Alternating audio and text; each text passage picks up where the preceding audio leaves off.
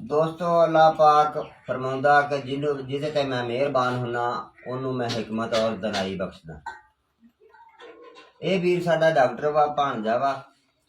अलबत्ता ये डॉक्टरां नाल गल नहीं रलदी क्योंकि हिकमत और दनाई जिहड़ी आ ओह नबियां दी और पैगंबरां दी और वलियां दी विरासत आ। डॉक्टरां नाल ये गल लगदी है भी अल्लाह ने इन्हां नूं मसीहा बनाया। तो डॉक्टर भरावो अल्लाह ने तुहानूं छां दित्ती, ठंडा थां दित्ता, अपना घर दित्ता, घर बैठिਆਂ ਨੂੰ रोजी आउंदी आ। लोकी पैसे भी देण आउंदे आ ते तुहानूं दुआवां भी दिंदे आ।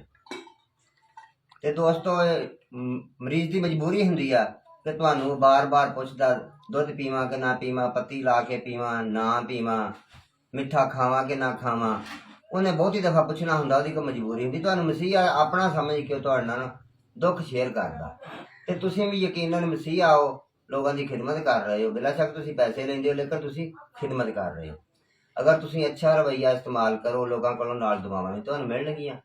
किसी वेले तुसीं भी परेशान होंदे हो घरों, चलो कोई गल नहीं, घर दी कह ही दिंदी है साडे अपने ते जदों रिश्तेदारां मेरे भरावां पेकिਆਂ जदों कोई खुशी हुंदी तुहानूं मीटिंगां बहुत पै जांदियां, तुहानूं काम बड़े पै जांदे आ। बंदा परेशान होंदा वा ते उहदे कोलों किते गलती हो जांदी किसी मरीज नाल, दूसरी दफ़ा कहण तो परेशान हो जांदा, भाई तैनूं एक बार आके दस्सिया है। ते चलो कोई नहीं, तुहानूं भी माफ़ी। मरीज़ां नूं भी चाहीदा वा थोड़ा जिहा परहेज़ करन, उन्हां दा ख्याल करन, कदर करन उन्हां दी।